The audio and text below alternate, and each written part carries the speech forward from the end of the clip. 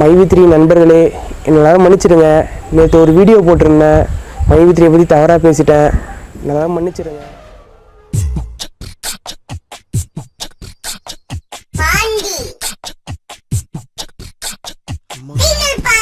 ஜெயிலுக்குள்ள என்ன மாதிரி கேவலப்படுத்தி அனுப்புறாங்க.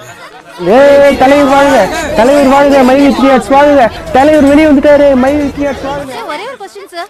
என்ன? உங்க பேர் என்ன சார்? திகில் பாண்டி. ஆமா. எந்த சம்பவத்துக்காக நீங்க ஜெயிலுக்கு போனீங்க? அது சம்பவம் இல்ல, சரித்திரம். என்ன விஷயத்துக்காக போனீங்க? அது விஷயம் இல்லமா, விசித்திரம்.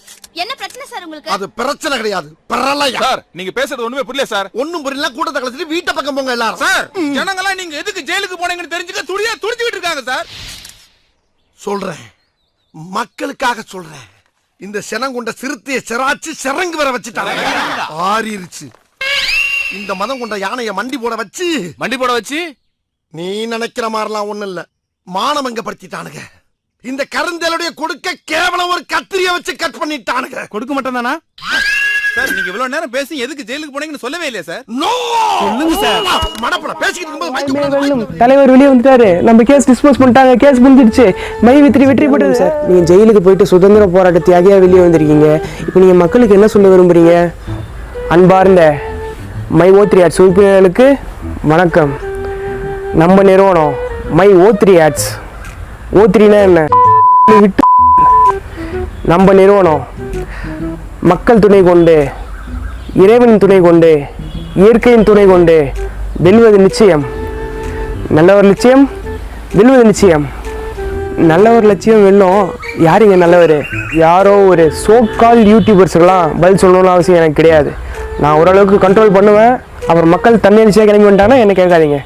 நான் ஓரளவு தான் கண்ட்ரோல் பண்ணுவேன். மக்கள் அவங்களா தன்னெழுச்சியாக கிளம்பி வந்துட்டாங்கன்னா நான் பொறுப்பாக மாட்டேன். மைவி3 நண்பர்களே, என்னால் மன்னிச்சிடுங்க. நேற்று மைவி3 பற்றி தப்பாக ஒரு வீடியோ போட்டேன். என்னால் கமாண்டில் வந்து கிளின்னு கிழிக்கிறீங்க, எனக்கு ரொம்ப பயமாக இருக்குது, என்னை மன்னிச்சிடுங்க. அவங்களே ப்ராடக்ட்டை மேனுஃபேக்சர் பண்ணி, அவங்களே அட்வர்டைஸ்மெண்ட் ரெடி பண்ணி, அவங்களே அட்வர்டைஸ்மெண்ட் போட்டு, அவங்களே அட்வர்டைஸ்மெண்ட் பார்த்து, அந்த அட்வர்டைஸ்மெண்ட்டுக்கும் அவங்களே காசு வாங்கி, அவங்களே ப்ராடக்ட்டும் பர்ச்சேஸ் பண்ணுவாங்க. சூப்பர், நல்ல கான்செப்ட்டு. இதுக்கு பேர் தான் வந்து தற்சார்பு பொருளாதாரம் அப்படின்னு சொல்லுவாங்க இல்லையா? அதுக்கு எக்ஸாம்பிள் இதுதான். சரி, எல்லாம் ஓகே. நம்ம மெம்பர்ஷிப் ஒன்று வாங்குறீங்களா? எதுக்கு? அது நீங்களே தான் ஆர்டர் ரெடி பண்ணுறீங்க, நீங்களே தான் போடுறீங்க, ஆடுக்கு காசும் நீங்களே வாங்கிக்கிறீங்க, ப்ராடக்ட்டும் நீங்களே வாங்கிக்கிறீங்க. நடுவில் எதுக்கு இந்த மெம்பர்ஷிப்பு? இது இல்லாமல் நீங்களே ப்ராடக்ட் சேல் பண்ணி தான் காசு வருது. அப்துல் கலாம் மட்டும் நேரம் உயிரோடு இருந்திருந்தா அவர் MLM தான் பண்ணியிருப்பார். மைவி3ல உறுப்பினராகி அவர் வந்து ராக்கெட்டை தனியாகவே விட்டுருப்பார், பணக்கார ரைட்டு.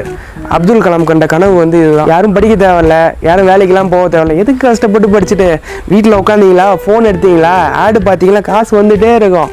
சூப்பரான வேலை இல்லை. எதுக்கு படிச்சுட்டு கஷ்டப்பட்டு ஸ்கூலுக்கு போயிட்டு வேலை பார்த்துட்டு சிம்பிளாக கேப்சா போட வேண்டியதான், காசு வரப்போகுது. நானும் வேலை செய்கிறேன், கேப்சா போடுறேன். நான் கேப்சா டைப் பண்ணது வந்து ஒரு வேலை. ஒருத்தர் சொல்கிறாரு, ஐடி கம்பெனியில் அவன் வந்து வேறு ஒரு நாட்டுக்காரனுக்கு வேலை செஞ்சு கொடுத்து அவன் சம்பாதிக்கிறான், நாங்கள் சிம்பிளாக எங்கள் நாட்டு கம்பெனிக்கே நாங்கள் கேப்சா போட்டுக்கிறோம். அவன் வந்து ஐடி கம்பெனியில் அவன் வந்து கோடிங் பண்ணுறது, நீங்கள் வந்து இங்கே கேப்சா போடுறது ஒன்று உங்களுக்கு.